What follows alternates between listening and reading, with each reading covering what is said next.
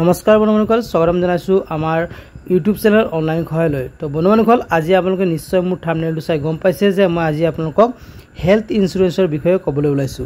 গতিকে health insurance কি, health insurance কৰিলে কি লাভ হয় আৰু হেল্থ ইন্সুৰেন্স কৰিলে কিয় কৰিব লাগে, গতিকে এই সম্পৰ্কে আজি মই আপোনালোকক এই ভিডিঅ'টোত আপোনালোকক জনাম। তো ভিডিঅ'টো আপোনালোকে শেষলৈকে চাই থাকিব। তো বলক আৰম্ভ কৰোঁ আজিৰ ভিডিঅ'।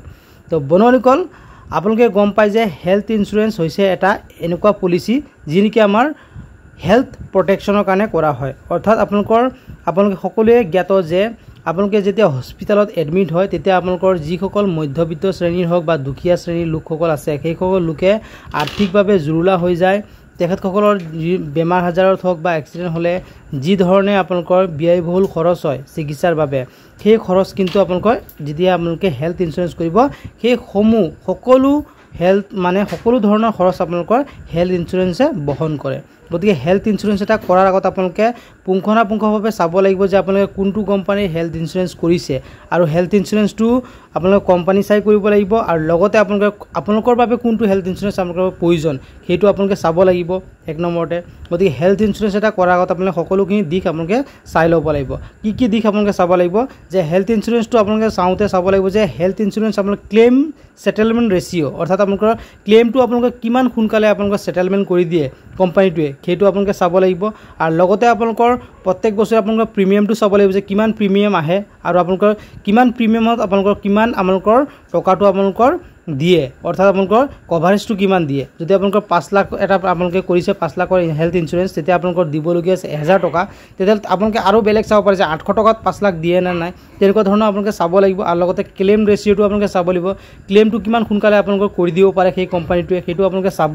আৰু লগতে আপোনালোকে চাব যে আপোনালোকৰ যেতিয়া প্ৰত্যেক বছৰে আপোনালোকৰ ইন্সুৰেন্সটো ৰিনিউ কৰিব, তেতিয়া আপোনালোকৰ যিটো এমাউণ্টটো আপোনালোকৰ এককালীন, অৰ্থাৎ আপোনালোকে চিকিৎসা কৰাৰ নামত যদি আপোনালোকে 5 লাখৰ এটা হেল্থ ইন্সুৰেন্স লৈছে, সেই 5 লাখ টকাটো আপোনালোকে চিকিৎসা নকৰিলে, কোনো ধৰণৰ খৰচ নকৰিলে, পৰৱৰ্তী আপোনালোকৰ বছৰত যেতিয়া আপোনালোকৰ সেই পইচাটো যাতে এড হয় নে নহয় সেইটো আপোনালোকে চাব লাগিব।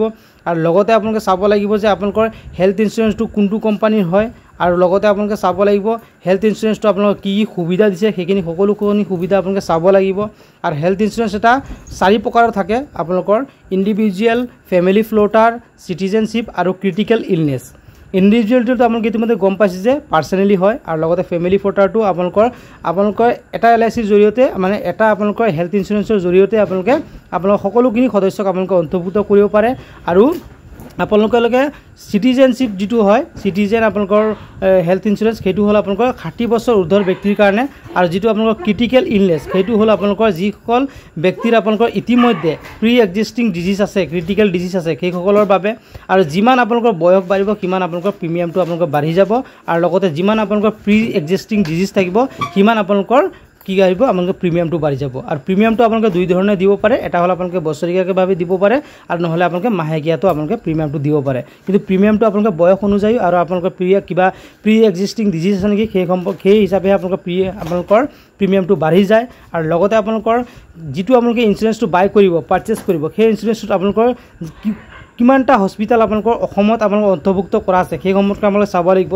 যদি অসমত যদি আপোনালোকৰ কমচে কম যদি আপোনালোকৰ হস্পিটেল অন্তৰ্ভুক্ত কৰা আছেনে নাই, কিমানটা হস্পিটেল আপোনালোকৰ অন্তৰ্ভুক্ত কৰা আছে সেই সম্পৰ্কে আপোনালোকে চাব লাগিব। আৰু লগতে যদি আপোনালোকৰ যিটো আপোনালোকৰ হেল্থ ইন্সুৰেঞ্চ আছে, সেই হেল্থ ইন্সুৰেঞ্চ যদি আপোনালোকৰ প্ৰিমিয়ামটো আপোনালোকৰ হস্পিটেলটো এড নাথাকে, তেতিয়াহ'লে বেলেগ যদি হস্পিটেলত যায়, তেতিয়াহ'লে কিন্তু আপোনালোকে কি কৰিব লাগে, আপোনালোকৰ নিজৰ পকেটৰ ধন ভাঙি আপোনালোকে খৰচ কৰিব লাগিব। তাৰপিছত আপোনালোকে ৰিম্বাৰ্চমেণ্ট ক্লেইম কৰি আপোনালোকৰ ধনখিনি পাবলৈ খুব সক্ষম হ'ব।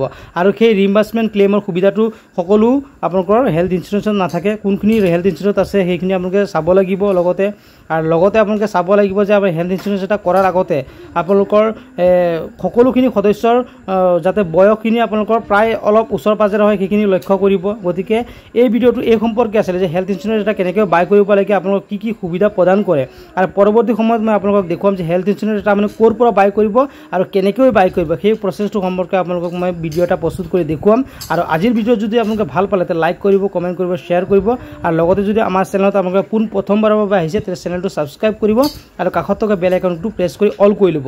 তেতিয়াহে এনেকুৱা ধৰণৰ নতুন ভিডিঅ'বোৰ নটিফিকেশ্যন আপোনালোকে সকলোতকৈ আগত পাই থাকিব। আৰু কিবা জানিবলগীয়া থাকিলে আপোনালোকে মোক কমেণ্ট কৰিব। গতিকে আজিৰ ভিডিঅ'টো ইমান আছিলে, পুনৰ লগ পাম নতুন ভিডিঅ'লৈ। জয় অসম, বন্দে মাতৰম।